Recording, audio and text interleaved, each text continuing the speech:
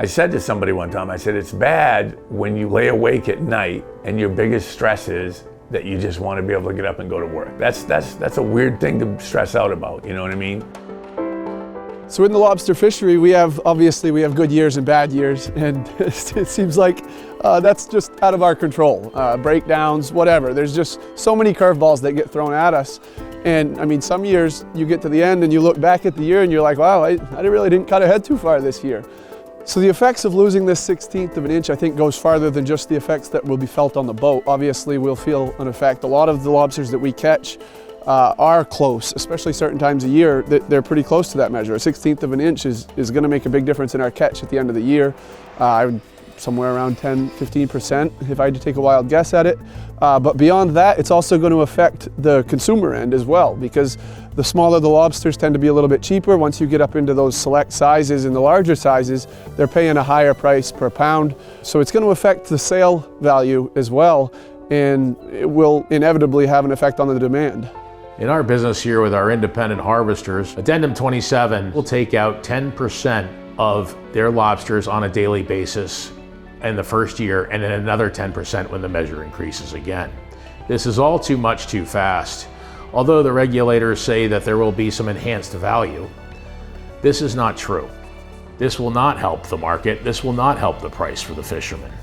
It's time to wake up. If anybody's thinking that we're going to get a better price out of this, that's a pipe dream, and that's a lie. Stop filling us with that crap, because there's no better price coming.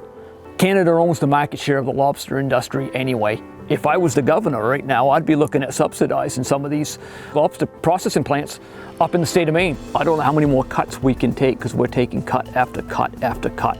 I was a banker before I got into the lobster business. I can't imagine the impact that I would see at a bank having even, let's call it 15%, to use Maine's numbers, to see a 15% decrease in deposits, let alone the car dealerships, the trucks, the boats. You tell all those people, hey, cut it by 15%. That's a lot, it's a big number. And the state of Maine has not addressed that economic impact or even done the study. I believe the gauge increase will make it hard for a lot of us younger guys that are still trying to get built up to support our kids and families and the community and everyone that relies on us to do what we've been doing. It'd be a statewide effect. You'd feel it from one end to the other.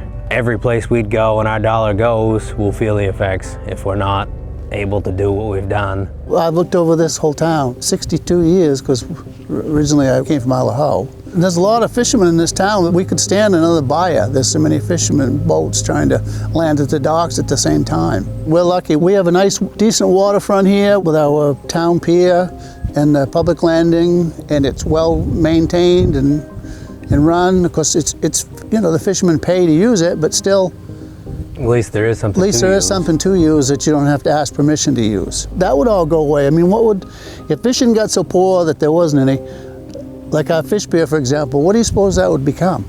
Or all the buy-in stations would, be turned into condos or who knows what. You can't maintain a shore frontage. How do you maintain a shore frontage? Taxes on this place, it ain't cheap. That place there isn't cheap.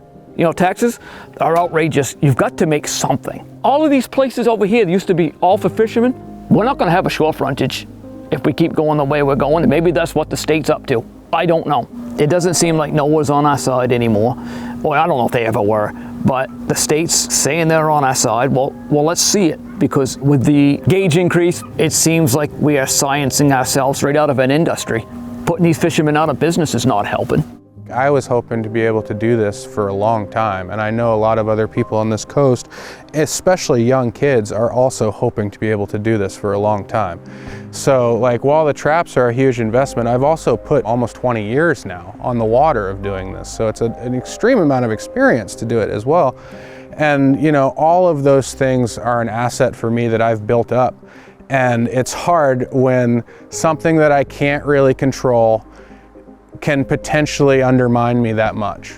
For me, usually around September, it gets pretty tight, and with bait expense and fuel expense and then boat maintenance, I don't know how I could remain profitable through September and October with that gauge increase if the seasons are the same as what I've seen before.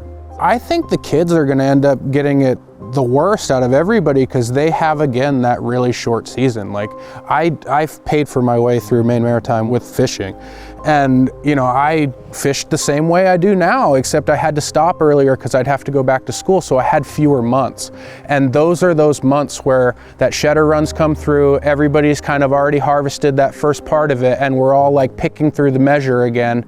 And if all of a sudden the measure's off, then that's a full year gone. And like for kids that are paying for college right now, if they're already there and then you're like, oh, by the way, you're not going to make any money next September, you're not going to make any money next July, then it's like, oh, well, then I guess I'm looking at another $20,000 worth of student loans.